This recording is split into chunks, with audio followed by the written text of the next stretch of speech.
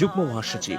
নাস্তিক ও ধর্মনিরপেক্ষতাবাদীদের বিরুদ্ধে কঠোর বক্তব্য দিয়ে তিনি বিশেষভাবে আলোচিত হয়েছেন এবং এ সংক্রান্ত সকল আন্দোলনে নেতৃত্ব দিয়েছেন। তিনি কয়েকবার গ্রেফতার হয়েছেন। তাকে অভিযুক্ত করে রাষ্ট্রদ্রোহের মামলা সহ অসংখ্য মামলা দায়ের করা হয়েছে। বাংলাদেশে বিভিন্ন গণমাধ্যম তাকে এবং তার পরিবারকে মাদ্রাসা দখলদার হিসেবে চিত্রায়িত করলেও প্রকৃতপক্ষে তার প্রতিষ্ঠিত মাদ্রাসাই ফ্যাসিবাদীরা দখল করেছে। মামুনুল হক 1973 সালের নভেম্বরে ঢাকার আজিমপুরে সম্ভ্রান্ত মুসলিম পরিবারে জন্মগ্রহণ করেন। তার পিতা আল্লামা আজিজুল হক ছিলেন একজন ইসলামী পণ্ডিত এবং সহিহ বুখারীর প্রথম বাংলা অনুবাদক, যিনি শাইখুল হাদিস নামে সমাধিক পরিচিত।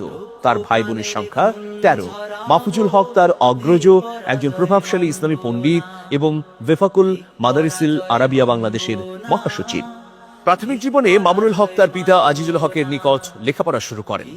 1985 সালে 12 বছর বয়সে তিনি লালবাগ চামতারা জামে মসজিদ মাদ্রাসায় কোরআনের হেফজ সমাপ্ত করেন। 1986 সালে ভর্তি হন জামিয়া রহমানিয়া আরাবিয়া ঢাকায়। 1993 সালে জামিয়া রহমানিয়া আরাবিয়া ঢাকা থেকে কওমি মাদ্রাসা শিক্ষা বোর্ডে ওয়েফাকুল মাদারিসিল আরাবিয়া বাংলাদেশের অধীনে কেন্দ্রীয় পরীক্ষায় উচ্চ মাধ্যমিকে প্রথম স্থান, 1995 সালে স্নাতক শ্রেণীতে তৃতীয় স্থান, 1996 সালে দাওরায়ে হাদিস পরীক্ষায় প্রথম স্থান অধিকার করেন। পাশাপাশি এশিয়ান ইউনিভার্সিটি অব বাংলাদেশ থেকে অর্থনীতি অনার্স ও মাস্টার্স সমাপ্ত করেন মাওলানা মামুনুল হক। 2013 সালের 5 ও 6 মে ঢাকার শাপলা চত্বরে অনুষ্ঠিত হেফাজত আন্দোলনের নেতৃত্বের জন্য 12 মে মাওলানা মামুনুল হককে গ্রেফতার করা হয়। এ সময় তিনি কারাগার থেকে বলছি নামে একটা বই রচনা করেন, যা ওই বছরের সেপ্টেম্বরে প্রকাশিত হয়।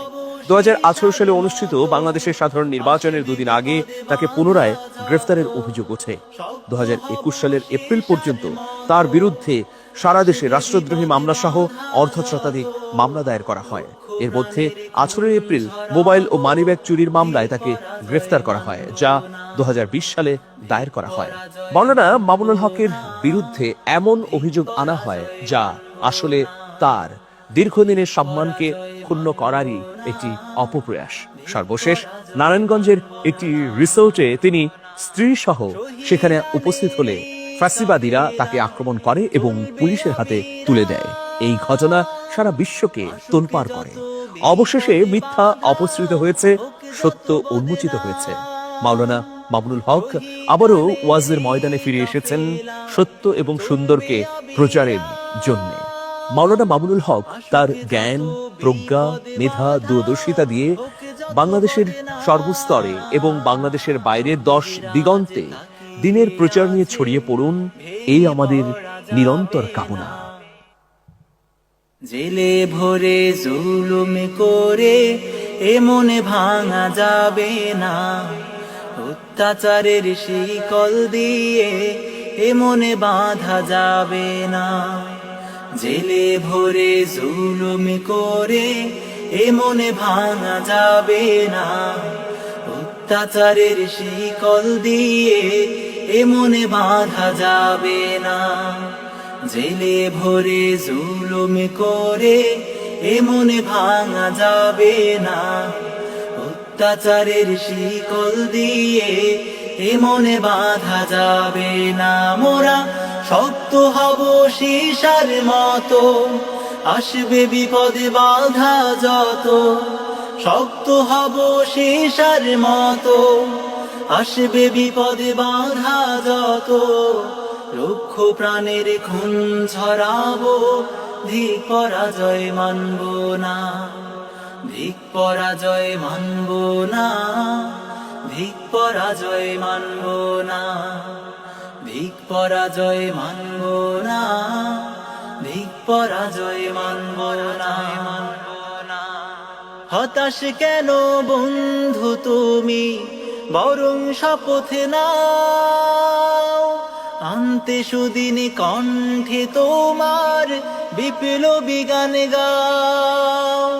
হতাশ কেন বন্ধু তুমি, বরং শপথ নাও, আনতে সুদিন কণ্ঠে তোমার বিপ্লবী গান গাও।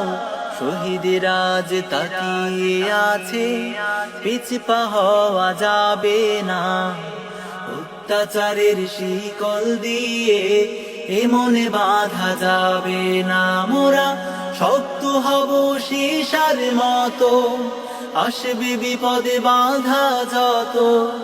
শক্ত হব সীসার মতো, আসবে বিপদে বাধা যত। রুক্ষ প্রাণের খুন ঝরাবো, ধিক পরাজয় মানব না। ধিক পরাজয় মানব না, ধিক পরাজয় মানব না। ধিক পরাজয় মানব না, ধিক পরাজয় মানব না। শহীদানের এই কাফেলা চলবে অবিরাম। আসুক যত বিপদে বাধা, হোক যত বদনাম। শহীদানের এই কাফেলা চলবে অবিরাম। আসুক যত বিপদে বাধা, হোক যত বদনাম।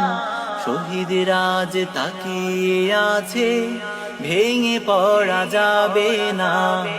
অত্যাচারের শিকল দিয়ে এ মনে বাঁধা যাবে না। মোরা শক্ত হব সীসার মতো, আসবে বিপদে বাধা যত।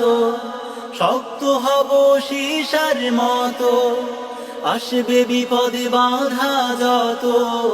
লক্ষ প্রাণের খুন ঝরাবো, ধিক পরাজয় মানব না। ধিক পরাজয় মানব না, ধিক পরাজয় মানব না। ধিক পরাজয় মানব না, ধিক পরাজয় মানব না। জেলে ভরে জুলুম করে এ মনে ভাঙা যাবে না। অত্যাচারের শিকল দিয়ে এ মনে বাঁধা যাবে না। জেলে ভরে জুলুম করে এ মনে ভাঙা যাবে না। অত্যাচারের শিকল দিয়ে এ মনে বাঁধা যাবে না। মোরা শক্ত হব সীসার মতো, আসবে বিপদে বাধা যত। শক্ত হব সীসার মতো, আসবে বিপদে বাধা যত। লক্ষ প্রাণের খুন ঝরাবো, ধিক পরাজয় মানব না। ধিক পরাজয় মানব না, ধিক পরাজয় মানব না। ধিক পরাজয় মানব না, ধিক পরাজয় মানব না। ধিক পরাজয় মানব